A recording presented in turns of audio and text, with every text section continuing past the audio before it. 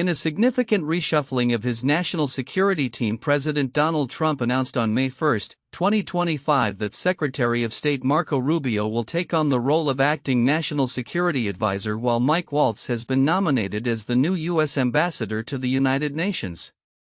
This decision follows a series of controversies surrounding Waltz, particularly a recent incident involving a signal chat mishap that put his position under scrutiny. "I am pleased to announce that I will be nominating Mike Waltz to be the next United States ambassador to the United Nations," Trump stated on his social media platform. He lauded Waltz for his commitment to national interests, citing his extensive experience both in the military and in Congress. Meanwhile, Rubio will continue to lead the State Department while temporarily assuming the National Security Advisor position. A dual role that echoes the ambitions of previous officials in the Trump administration. The shakeup comes in the wake of Waltz's accidental inclusion of a journalist in a private discussion about military strategies against Houthi rebels in Yemen. The incident attracted significant media attention and raised questions about Waltz's judgment in handling sensitive information. Although Trump had previously defended Waltz, describing him as a good man who had learned from his mistakes, reports suggest that the president's frustration grew over the incident, prompting the leadership change.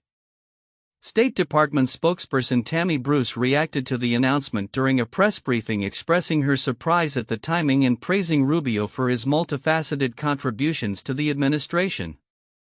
"It is clear that I just heard this from you," Bruce stated when informed of Rubio's new role, underscoring the often unpredictable nature of personnel decisions within the administration. Waltz's nomination as UN ambassador follows the withdrawal of Representative Elise Stefanik's nomination, which was scrapped in an effort to maintain a stronger GOP majority in the House of Representatives. Observers note that while Waltz's transition to the UN role could be historic, as holding dual posts has been a point of contention in past administrations, it may also reflect the administration's ongoing struggle to consolidate its national security strategy. As the international landscape continues to evolve, the implications of these appointments remain to be seen. Both Rubio and Waltz will play crucial roles in shaping U.S. foreign policy during a time of heightened global tensions and domestic challenges. The effectiveness of their leadership and the stability of their positions will likely be tested in the coming months as they navigate complex geopolitical issues and respond to public scrutiny. This story is developing, and further updates will be crucial as the new appointments take effect and the ramifications of these changes unfold. As President Trump continues to assert his influence over the administration, the dynamics within his national security team will be pivotal in determining the direction of U.S. engagement on the world stage. In a significant shift in military strategy, Secretary of Defense Pete Hegseth has mandated a comprehensive transformation of the U.S. Army, aiming to create a leaner and more lethal force. In a memo dated April 30, Hegseth outlined a transformative approach focused on enhancing homeland defense and countering potential threats, particularly from China in the Indo-Pacific region. This directive emphasizes a strategic pivot that could reshape the Army's structure and procurement processes as well as its operational priorities.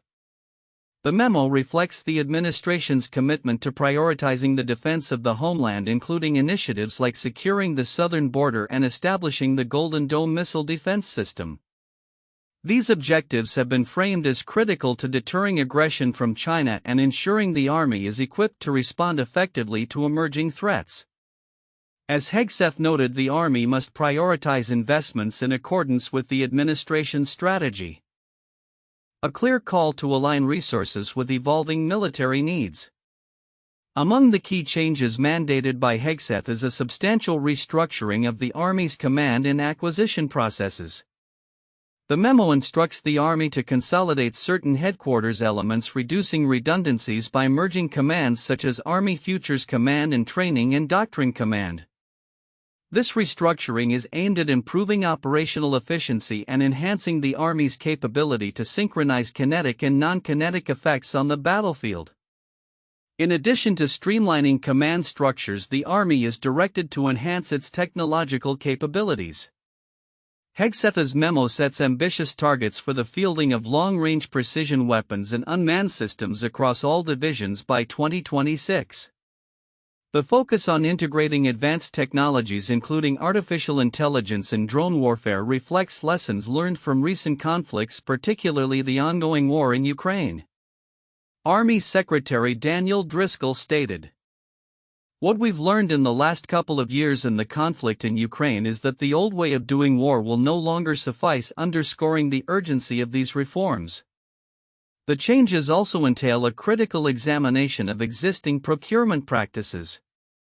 Hegseth has called for the termination of outdated systems and the scaling back of redundant programs in addition to eliminating wasteful contracts and travel expenditures. This approach is intended to redirect resources towards more effective and innovative military capabilities, allowing the Army to adapt more rapidly to the demands of modern warfare. Chief of Staff of the Army General Randy A. George emphasized the importance of innovation within the ranks, noting that soldiers have been increasingly engaged in developing new capabilities. The recent Transforming in Contact initiative has enabled the Army to experiment with emerging technologies during exercises, leading to operational insights that will inform future force design updates. As the Army embarks on this transformation, it is also seeing success in recruiting and retention efforts, with General George reporting that the service is on track to meet its recruitment goals. This momentum is crucial as the Army seeks to fill its formations with personnel capable of executing its new strategic vision. Looking ahead, the Army's transformation is poised to not only reshape its internal structure but also redefine its role within the broader context of national defense. The strategic emphasis on deterrence and readiness will likely influence military engagements in the Indo-Pacific and beyond. As the Army implements these changes, it remains to be seen how effectively it can adapt to the rapidly evolving landscape of modern warfare and maintain its status as a formidable force in global security, in a move that has raised eyebrows among health professionals and policymakers. Robert F. Kennedy Jr., the U.S. Secretary of Health and Human Services, has announced plans to require all new vaccines to undergo placebo testing before approval. This decision, which aligns with Kennedy's broader skepticism toward traditional medical practices, is part of a new health initiative that has sparked considerable debate regarding its implications for public health and vaccine efficacy. Kennedy's mandate is a significant shift in the current regulatory landscape, where vaccines typically undergo extensive testing but are not required to go through placebo comparisons once they reach certain stages of development. Critics argue that this new requirement could slow down the vaccine approval process, potentially delaying crucial immunizations during public health emergencies.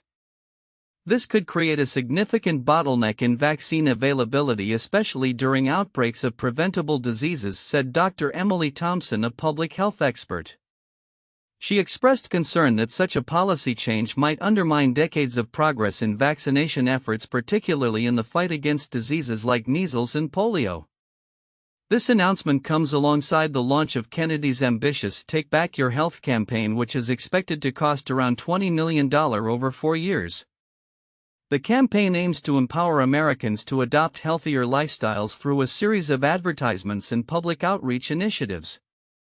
However, the strategy has been criticized for lacking concrete measures to improve health literacy or increase access to nutritious foods, which are essential components in preventing chronic diseases. A spokesperson for the Health and Human Services (HHS) emphasized that the campaign is an investment in the nation's well-being, asserting empowering Americans with the knowledge to make healthy decisions is central to HHS's mission. Moreover, Kennedy's recent budget cuts threaten to dismantle vital public health programs, including those that fund health education and preventive services. The decision to cut funding while simultaneously launching an extensive ad campaign has left many wondering about the efficacy and sustainability of such initiatives. Some lawmakers and health groups have responded by urging Kennedy to restore public comment opportunities on HHS business, emphasizing the need for transparency and community engagement in health policy decisions. The fallout from Kennedy's decisions has led to widespread concern among health experts about the potential impacts on vaccine acceptance and public health initiatives. Many fear that the combination of mandated placebo testing and budget cuts could exacerbate existing public health challenges and erode trust in the health system. We need to focus on building a system that encourages vaccination and supports public health, not one that complicates it, remarked Dr. Sarah Mitchell, a leading immunologist. As the nation grapples with these developments, the future of public health policy under Kennedy's leadership remains uncertain. The upcoming months will likely reveal whether his initiatives will garner public support or face significant pushback from health advocates and the scientific community. The intersection of health advocacy policy and public perception will undoubtedly shape the discourse around vaccination and health promotion in the United States for years to come. In a recent cabinet meeting, Attorney General Pam Bondi made a statement that not only raised eyebrows but also questioned the integrity of mathematical reasoning within governmental discourse. While addressing President Donald Trump, Bondi claimed that the administration had seized 3,400 kilos of fentanyl during his first 100 days in office, asserting that this monumental effort had saved an astonishing 258 million lives. Given that the current U.S. population stands at approximately 346 million, her statement implies that Trump had somehow managed to save roughly 75% of all Americans, a figure that has been met with widespread skepticism and ridicule. Critics quickly took to social media to voice their disbelief. "Are you ready for this, media?" Bondi had asked, inviting scrutiny as she made the outlandish claim. The backlash was swift, with many questioning how such inflated estimates could be derived. Just a day prior, Bondi had tweeted that the administration had saved 119 million lives, a figure less than half of her Wednesday claim. This inconsistency further fueled the conversation around the credibility of her assertions. Social media users and commentators ridiculed her claims, with one user quipping, "What did they save us from, Thanos?" In a society where facts are paramount, such statements from a high-ranking official raise serious concerns about the narratives propagated by the government. The implications of Bondi's statements extend beyond mere numerical inaccuracies. They underscore a broader trend of sensationalism and political rhetoric that often obscures vital issues such as the devastating impact of the opioid crisis in the U.S. The reality is sobering. Fentanyl has been a significant contributor to the national drug epidemic. Yet reducing the narrative to exaggerated statistics may distract from the genuine need for effective policy reform and support for those affected by addiction. In another significant development, Bondi announced the lifting of restrictions on subpoenaing reporters' notes in leak investigations. This policy shift marks a stark departure from the protections established during the Biden administration, which sought to safeguard journalistic integrity. Under the new regulation, federal investigators can now employ court orders and subpoenas to access reporters' communications and notes, a move critics argue could stifle press freedom and hinder the essential work of journalists. The reversal of this policy has reignited fears about the potential for government overreach and the erosion of First Amendment rights.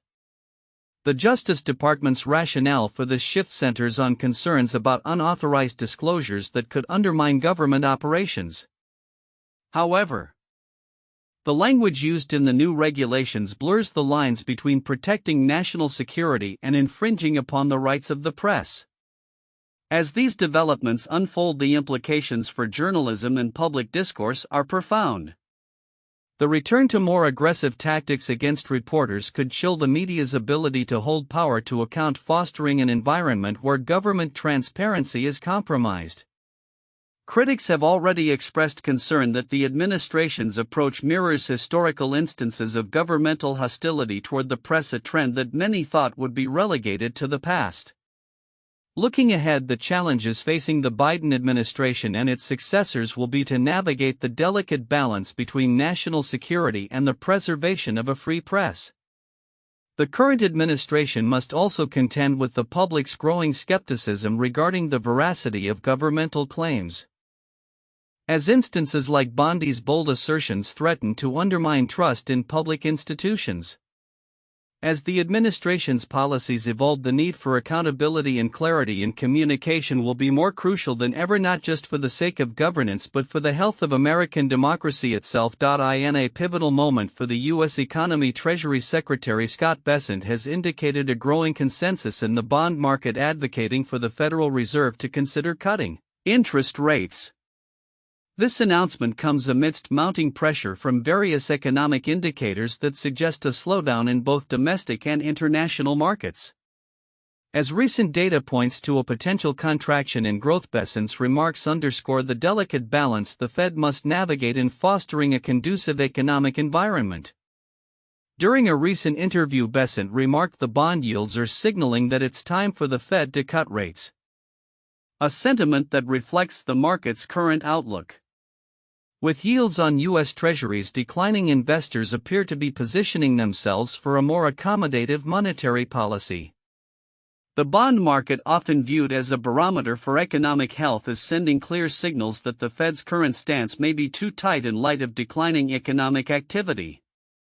Compounding the urgency of Bessent's call for a rate cut is the precarious state of China's economy, which has been grappling with significant challenges, including a substantial decline in GDP.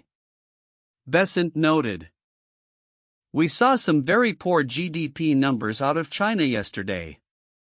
We're now seeing very large estimates of job growth loss, from 5 to 10 million jobs." This stark assessment of China's economic landscape highlights the interconnectedness of global markets and the ripple effects that a slowdown in one of the world's largest economies could have on the U.S. The backdrop of U.S.-China trade relations also plays a crucial role in this narrative. With tariffs currently at historic highs, 125% on U.S. imports to China and 145% on Chinese goods entering the U.S., Bessent is advocating for a rebalancing of trade agreements. He stated the Chinese need to de-escalate these high tariffs because there is the equivalent of an embargo. His comments suggest that any potential trade deal would not only benefit the U.S. manufacturing sector, which has been a focal point of President Trump's economic agenda, but also provide much-needed relief for the Chinese economy. Bessent is optimistic about the prospects of reaching a new trade agreement, hinting at a possible resolution before the winter holiday season. "A big deal could be done here. If we could rebalance together, then that would be the big deal," he affirmed. This optimism comes despite recent assertions from Chinese officials that no negotiations are currently underway regarding tariffs. As the U.S. navigates this complex economic landscape, Bessent's dual focus on interest rate adjustments and international trade negotiations indicates a strategic approach aimed at stabilizing both domestic and foreign economic conditions. With the holiday season approaching, the urgency to secure trade agreements becomes even more pronounced, especially considering the potential implications for U.S. manufacturers and consumers alike. In conclusion, the interplay between interest rates, trade policies, and global economic health will remain critical in the coming months.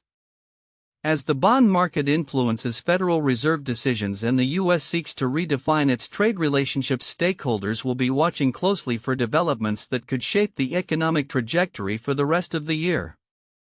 The outcomes of these negotiations and policy adjustments may well determine the resilience of the U.S. economy in the face of global uncertainties. In a rapidly evolving technological landscape, the role of automation and robotics is becoming increasingly central to the future of work.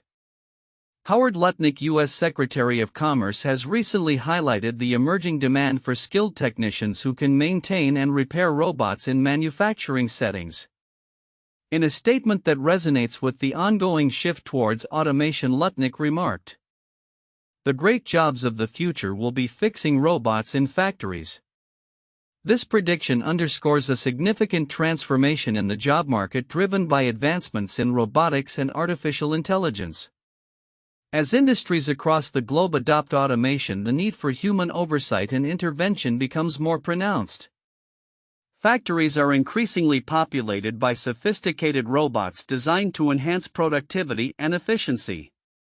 However, as Lutnick pointed out, these machines require skilled workers to ensure their proper functioning. The transition from traditional manufacturing roles to more technical positions reflects broader economic trends, including the push for higher domestic content in manufacturing processes. In a related move aimed at bolstering the U.S. manufacturing sector, Lutnick announced a new policy that exempts vehicles finished in America with at least 85% domestic content from tariffs. This initiative is viewed as a strategic effort to stimulate American manufacturing and encourage foreign automakers to produce more vehicles locally. This policy will apply to all vehicles built within the country, including those from foreign automakers, Lutnick stated, indicating a comprehensive approach to domestic manufacturing that could expand job opportunities in the sector. The implications of these developments are profound, particularly in light of the increasing integration of technology into everyday work environments. The manufacturing landscape is set for a significant overhaul, with Lutnick's remarks echoing a broader narrative about the future of jobs in an increasingly automated world. As companies invest in advanced robotics, the demand for skilled technicians who can troubleshoot and repair these systems will surmount. Moreover, the political climate surrounding technology and trade is shifting. Under the current administration, foreign companies, particularly in the cryptocurrency sector, are beginning to establish a foothold in the U.S. market. Tether, a prominent cryptocurrency firm, has recently made headlines for its efforts to engage with U.S. lawmakers, positioning itself as a key player in the digital currency space. This shift reflects a broader acceptance of cryptocurrency by the current administration, which has previously adopted a more restrictive stance under the previous administration. The changing landscape of both manufacturing and digital currencies highlights the need for a workforce that is adaptable and skilled in emerging technologies. With Lutnick's emphasis on the importance of fixing robots, it is clear that educational institutions and training programs will need to pivot to meet this demand. As the U.S. navigates these challenges and opportunities, the focus will likely remain on fostering a workforce equipped with the necessary skills to thrive in this new era of automation. As we look to the future, the implications of these trends will be felt across various sectors of the economy. The intersection of technology, manufacturing, and labor markets will continue to evolve, presenting both challenges and opportunities. Lutnick's insights serve as a timely reminder that while technology may replace certain jobs, it also creates new roles that require human skill and ingenuity. How effectively society adapts to these changes will ultimately shape the landscape of work for generations to come.